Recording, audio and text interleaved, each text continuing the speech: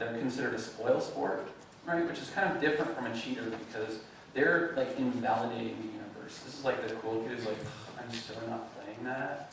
Like, they're totally different from a cheater. Somebody's playing it, and they want to preserve the alternate universe in the sacred circle. Like, they're buying into it. They just want to win, you know, by their own rules. And like historically, there's this huge tradition of spoil sports being like exiled and hated, and cheaters being completely tolerated.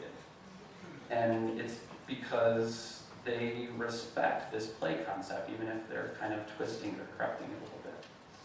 So the other thing is that when play is separate from real life, it doesn't mean that there's like play starts, play stops, and there's no connection whatsoever. You know, it's this alternate universe where things happen, but just like in string theory or anything else, you know, there are effects that go between these dimensions. And something that happens a lot in play is weird metaphysical ideas like glory or honor or whatever can very easily pass through, and even pass from like players to audience. You know, when your favorite sports team wins. Wait, does anybody here even watch sports? Okay, we got a couple. Yeah, so like 3 people. Yeah, so like they win, and you didn't do anything. You're just there, like sitting on a chair and drinking, and still you're like, yes, they won! Like, I feel so good about this. You know, like anybody who playing Dhalsim who wins at Street Fighter, I feel like so good about it. And it's this weird transfer of these metaphysical things, which again are intangible things, so they totally count as play. So part of what makes this Homo Ludens book so interesting is the way that Harzina links this basic need to play, this thing that's kind of fueling all of us, to rituals and human behaviors that have created the pillars of culture and society for humans. And I've got to I'm going to go through this part in way too little detail. It's like, but anyway, competitive play, fighting tournaments, that kind of thing, even between animals and eventually in humans, it eventually kind of evolved into tribal warfare and like actual war between nation states and formal competition, all these things that were a really big deal for ancient societies, ancient Greeks, etc. And it's actually what most video games are about too. But there's this other category of play for Harzina, which is representative play, as opposed to competitive play. And that's stuff like dancing, singing, and in a weird way, gambling, all kind of fall under this umbrella. And these things sort of eventually inspired stuff like religion, law, poetry, art, which sounds like a completely absurd claim, but like think about like a legal proceeding where you're in a courtroom, you're in a sacred circle, everybody wears certain clothes, you have to say certain things in a certain order. Like it has all of the pieces of play that, you know, puppies have. But it's this critical part of law and order in human civilization all over the earth. So I think, this is sort of an aside, not really important, but I think most play is representative and not competitive. I think when you talk about play, the competitive play is, at least in our time and in our Western culture especially, play really means sports, board games, competitive things. But it really adequately, completely, and interestingly includes all of this stuff. And there's a lot more representative play than competitive play. But these aren't separate things. You can't just go, oh, well, that guy's dancing, so he's not competing with anybody, right? That's like half of television now, I think. It's like dance fight. But these are like, these things completely overlap. So there are things like festivals. There's what the ancient Greeks called sophistry, which is really, I guess for us, more like debate club or trivia club. It's kind of like showing off how smart you are. And things like philosophy, which for ancient Greeks just meant it's all of science. These are things that evolved out of play. So yeah, again, like I'm compressing like 150 pages of like thoughtful work by an incredibly brilliant guy that took him like a decade to do in like 5 slides. So like totally fine. It's like $10 on Kindle or something. It's kind of expensive in actual paperbacks. It's considered a textbook, but it's completely amazing. So the point is that we're not talking about kid games or sports. Like when we say play, if we want to be honest about it and understand what it's meant historically and not just like since like FIFA or whatever, you know, it includes all of this other stuff. And it's also not a technique or an art form, like as much as we want to say, you know, gameplay is this evolving thing or whatever. It's just not that. It might be a medium, depending on your definition, but it doesn't really matter too much right now. The thing that I think is interesting is that play is this fundamental part of who we are as like mammals, and that it helped to create civilization. Like, just to put it in a little bit of context. So when you're like, you say, oh, I'm working on a game today, and your mom's like, oh, why don't you do something useful? Like, you're participating in a thing that like created everything we know about the Earth. So games are one of the things that you can play, right? You can play music, you can play a role, etc.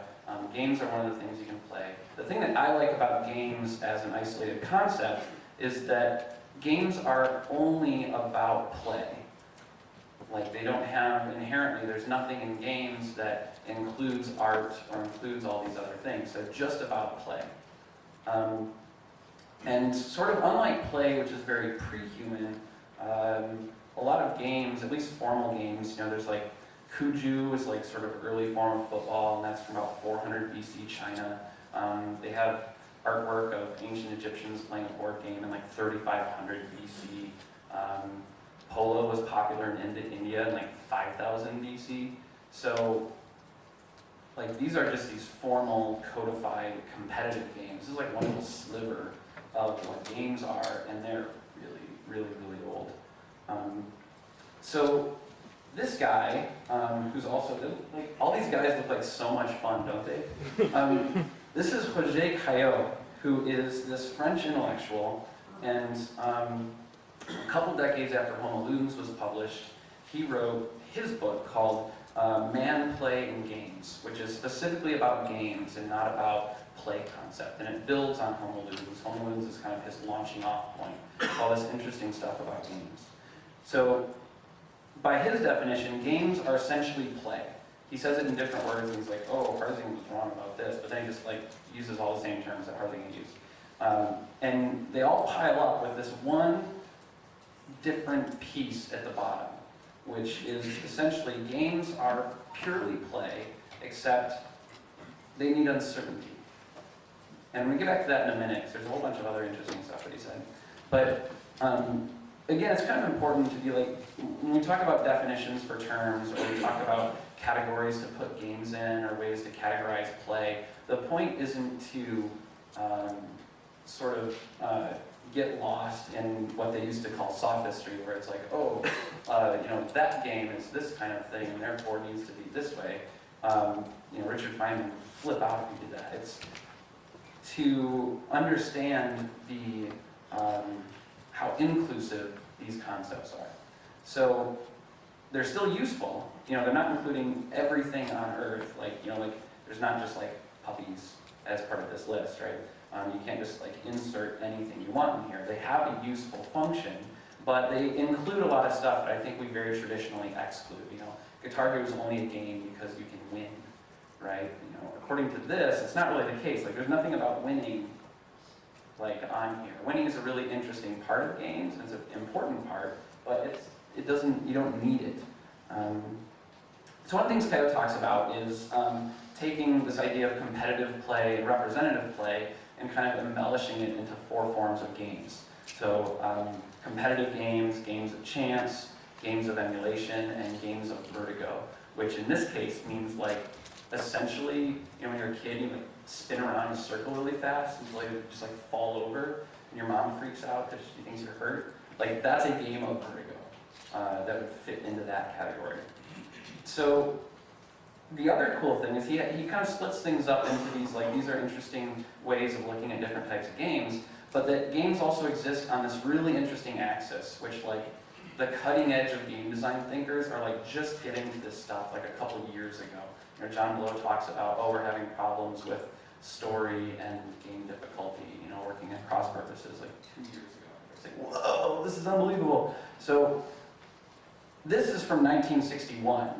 And this French guy is like, okay, games are, they fit in these different categories, but they're on this kind of sliding scale. And on one side is like spin around until you puke, fun. And on the other side is like solving a Rubik's Cube kind of fun, where it's this sort of really satisfying challenge that you can control and that you understand, and that, or like making those like tiny ships that go in the bottle, like that kind of falls on that end too.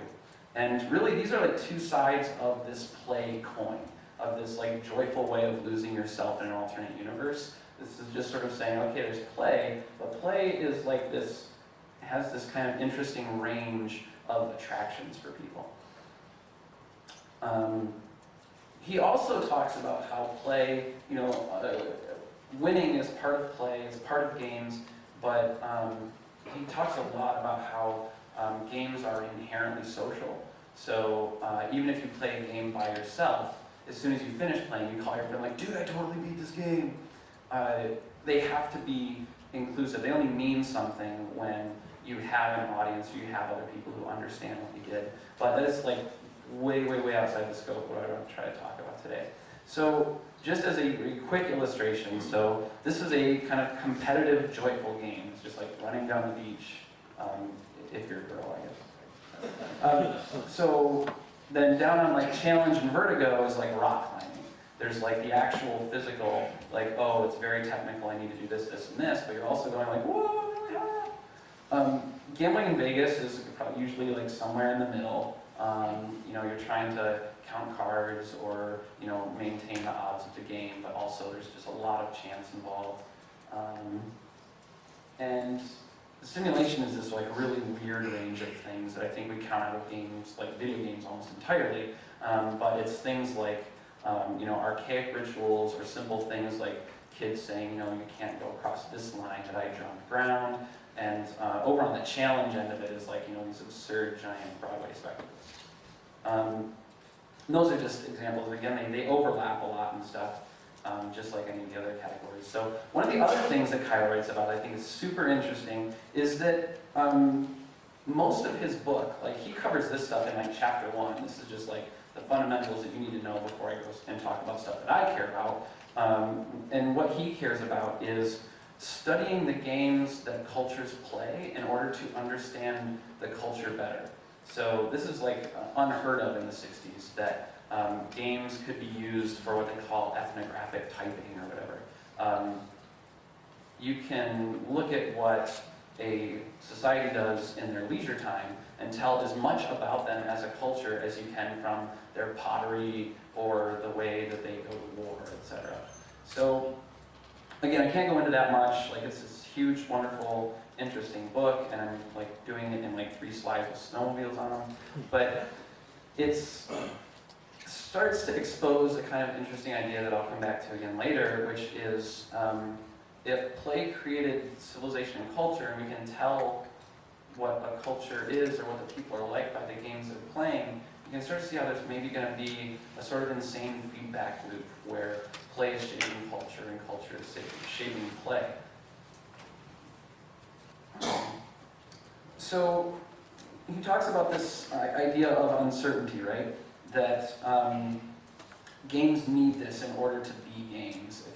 If the outcome is predetermined, then it's just play. It's not an actual game. And I really love this idea. Again, this is from 1961, which is, or we'll get to other dates later, but it's essentially before any video games existed, and it's long before real video games existed in a way that affected anyone. So yeah, he says the outcome of play absolutely must be undetermined in order to qualify as a game. And he has this amazing quote that I love, again from 1961, which is that games require that some latitude for innovations is left to the player's initiative. And that's just part of his definition. It's like, this is what games mean. So I really like this, and I'll come back to it again later. So let's talk about actual video games now. So we've got kind of play as a broad historical concept, games as an interesting kind of section of that pie, and video games are an even like smaller sliver of this games pie. So the first 2 video games by far were Tennis for Two in 1958 and Space War in 1961. And they're both kind of completely amazing technological achievements, and they didn't matter at all for 10 years. No one had any idea they existed,